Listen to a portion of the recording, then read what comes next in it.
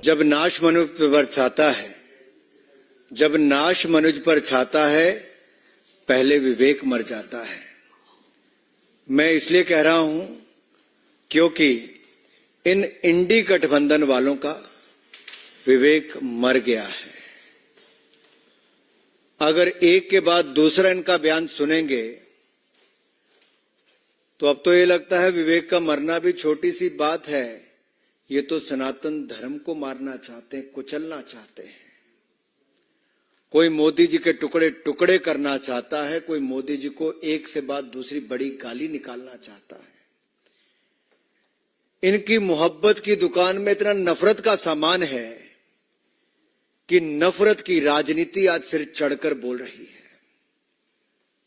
सनातन को खत्म करने की होड़ लगी है। एक के बाद दूसरा बड़ा बयान उस तरफ आता है तो मोदी जी के लिए एक के बाद दूसरी बड़ी गाली निकालने के लिए कोई संकोच नहीं करता है। कल इनके एक ऐसे मंत्री ने अपनी पार्टी की महिला सांसद के सामने इतनी गंदी गाली निकालते हुए आपत्तिजनक भाषा में देश के प्रधानमंत्री और दुनिया के सर्वाधिक लोकप्रिय नेता के बारे में जो टिप्पणी की, जो शब्दों का प्रयोग किया, उसकी जितनी निंदा की जाए उतनी कम है। लोकतंत्र में ऐसी भाषा के लिए कोई स्थान नहीं है और दुनिया के सर्वाधिक लोकप्रिय नेता के लिए, देश के माननीय प्रधानमंत्री के लिए, 140 करोड़ की जनता के द्वारा चुने गए प्रधानमंत्री पर इस तरह की टिप्पणी करना ये आपत्तिजनक भी है, शर्मनाक भी है और इस पे माफी पूरे इंडी गठबंधन को मांगनी चाहिए। लेकिन घमंडियों का घमंड और अहंकार सिर चढ़ के बोल रहा है। खड़गे जी चुप करके बैठे रहे। मेरा खड़गे जी, राहुल जी, सोनिया जी से सवाल है, क्या संरक्षण आप ऐसे लोगों को दे रहे हो जो सनातन को कुचलने की बात करते हैं, मोदी जी को गाली निकालते हैं, टुकड़े करने की बात करते हैं, सिर फोड़ने की बात करते हैं और अभद्र भाषा का प्रयोग करके गाली निकाल के करते हैं। साथियों, इतिहास गवाह है, तैमूर से लेकर बाबर और औरंगजेब तक सबने सनातन धर्म को समाप्त करने की, जड़ से मिटाने का प्रयास किया। ना सनातन को कोई खत्म कर पाया था, ना कोई कर पाएगा।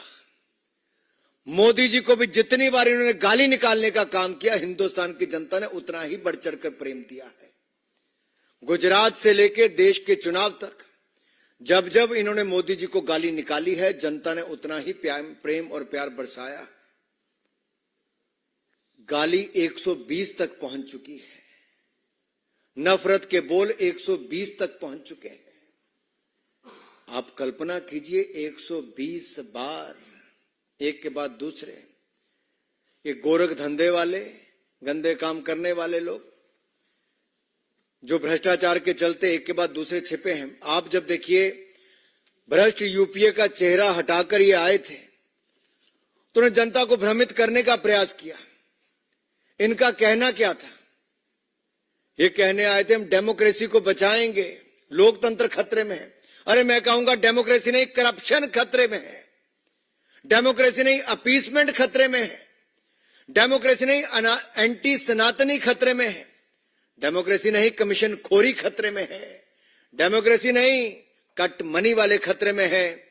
इनके लिए डेमोक्रेसी में सी करप्शन है, इंडी गठबंधन वालों के लिए, बट हमारे लिए सी कमिटमेंट है, सी कॉम्पिटेंस है, सी कैपेबिलिटी है और सी क्लैरिटी फॉर विकसित भारत है। यही अंतर है इनमें और हम में। ये भ्रष्टाचारी को बचाने को कहते, लोकतंत्र को बचाना है।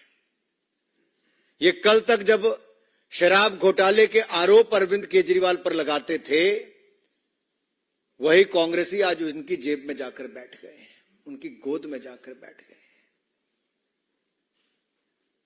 क्यों राहुल गांधी जी की जुबान बंद हो गई, कांग्रेस नेताओं की जुबान बंद हो गई? क्या मजबूरी है? केजरीवाल के साथ रहना जरूरी है? अरे पंजाब में 21 लोग नकली शराब पीकर मर गए मुख्यमंत्री के गृह में।